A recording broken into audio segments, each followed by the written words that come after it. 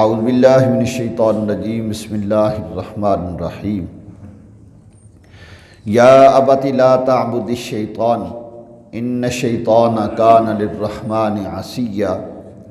یا ابت انی اخاف ان یمسک عذاب من الرحمن فتکون للشیطان ولیا آمنت باللہ صدق اللہ مولانا العظیم۔ سورہ مریم کی آیت نمبر 44 اور 45 دو آیات مبارکہ کی تلاوت کی گئی۔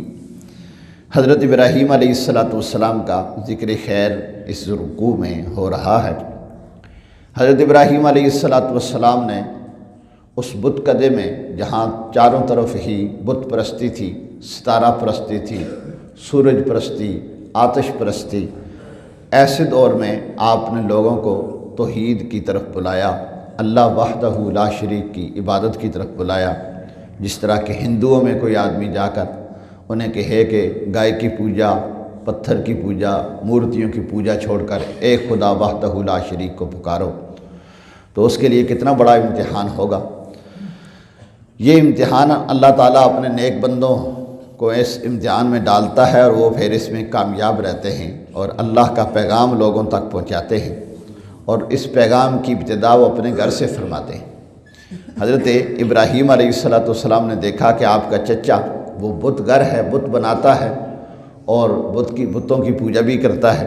تو اس لیے آپ نے تبلیغ کا آغاز اپنے گھر سے کیا، یعنی اپنے چچا سے آپ نے تبلیغ کا آغاز کیا۔ آپ نے فرمایا یا ابت لا تعبد الشیطان، اے میرے باپ شیطان کا بندہ نہ بن، ان الشیطان کان للرحمن عصیا، بے شک شیطان رحمان کا نافرمان ہے۔ شیطان نے جب رب کائنات نے کہا تھا کہ آدم علیہ السلام کو سجدہ کر تو اس نے انکار کیا، اور اس وقت سے ہی یہ انسان کا دشمن بن گیا، اور اس نے اللہ کے سامنے قسم اٹھائی تھی کہ اس انسان کی وجہ سے تو نے مجھے جنت سے نکالا ہے، تو میں بھی انسانوں کو جنت میں آنے نہیں دوں گا، میں روکوں گا ان کو، کوشش کروں گا ان کو روکنے کی۔ شیطان کو کس نے بنایا تھا؟ جی یہ میں ترجمہ کر لوں پھر میں آپ کے سوال کا جواب دے دوں گا۔ تو شیطان کو جب رب رحمان نے جنت سے نکالا تو اس نے کہا وَالتَّاللَّهِ لَأَقْعُدَنَّ لَهُمْ صِرَاطَكَ الْمُسْتَقِيمَ، اللہ کی قسم میں ضرور سیدھی راہ پہ بیٹھوں گا۔ ثُمَّ لَآتِيَنَّهُم مِّن بَيْنِ أَيْدِيهِمْ وَمِنْ خَلْفِهِمْ وَعَنْ أَيْمَانِهِمْ وَعَنْ شَمَائِلِهِمْ وَلَا تَجِدُ أَكْثَرَهُمْ شَاكِرِينَ، پھر میں انسانوں کے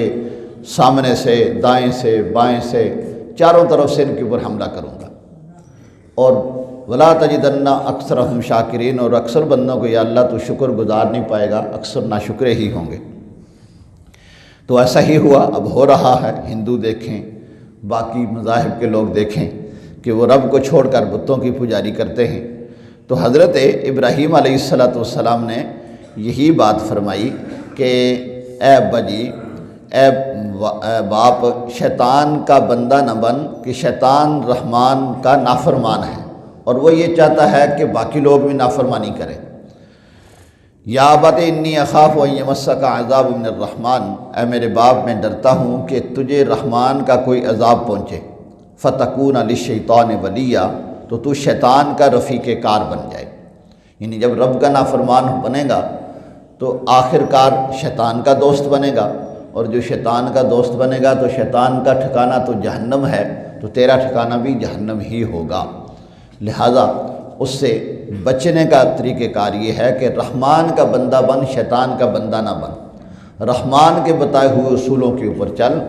شیطان کے بتائے ہوئے اصولوں کے اوپر نہ چل، یہ تیرے لیے بد نصیبی ہے۔ شیطان دراصل جنات میں سے ہے، اصل میں جنات میں سے ہے۔ قرآن پاک نے کہا،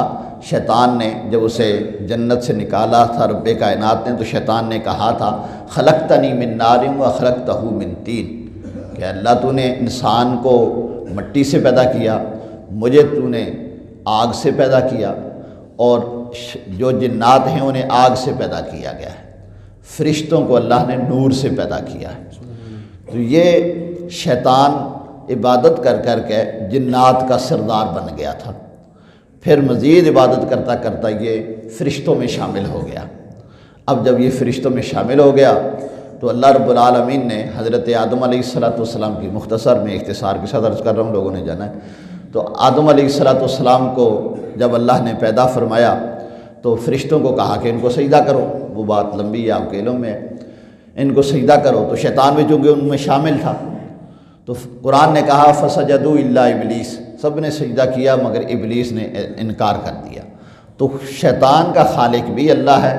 انسان کا خالق بھی اللہ ہے، پھر اللہ نے اسے اختیار دیا جس طرح بندوں کو اختیار اللہ نے دیا، وَهَدَيْنَاهُ السَّبِيلَ إِمَّا شَاكِرًا وَإِمَّا كَفُورًا، اللہ نے فرمایا ہم نے دونوں راستے انسان کے لیے وعدے کر دیے، ہدایت کا بھی اور گمراہی کا بھی، برائی کا بھی اور اچھائی کا بھی، جو چاہے تو سینمے کی طرف چلا جائے، چاہے تو مسجد کی طرف چلا جائے، جو سینمے کی طرف چلا جائے گا اسے گناہ ملے گا، جو مسجد کی طرف آئے گا ثواب ملے گا۔ اس طرح اللہ تبارک و تعالیٰ نے شیطان کو بھی اختیار دیا، فرشتوں کو بھی اختیار دیا، فرشتوں نے اپنے اختیار سے رب کائنات کے حکم پر سجدہ کیا، شیطان نے انکار کر دیا، جس کی وجہ سے اب اس وقت سے وہ شیطان اب بھی ہے، جس نے آدم علیہ السلام کے سامنے سجدہ کرنے سے انکار کیا تھا، وہ اب بھی بڑی لمبی عمر ہے اس کی، اور جب تک نفخہ اولا نہیں پھونکا جائے گا تب تک وہ رہے گا، اور وہ بندوں کو گمراہ کرتا رہے گا، اس کے چیلے جو ہے وہ بندوں کو گمراہ کر رہے ہیں اور کرتے رہیں گے۔ یہ انسان کا ایک امتحان ہے۔ رب کائنات نے فرمایا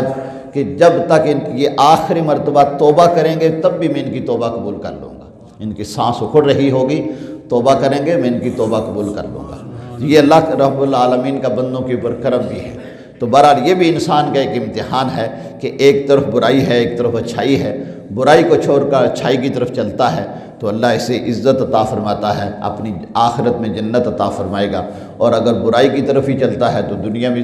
رسوا اور آخرت میں بھی رسوا۔ اللہ رب العالمین ہمیں اچھائیوں کو اپنانے کی توفیق نصیب فرمائے، برائیوں سے بچنے کی توفیق نصیب فرمائے۔ وآخر دعوانا ان الحمد للہ رب العالمین۔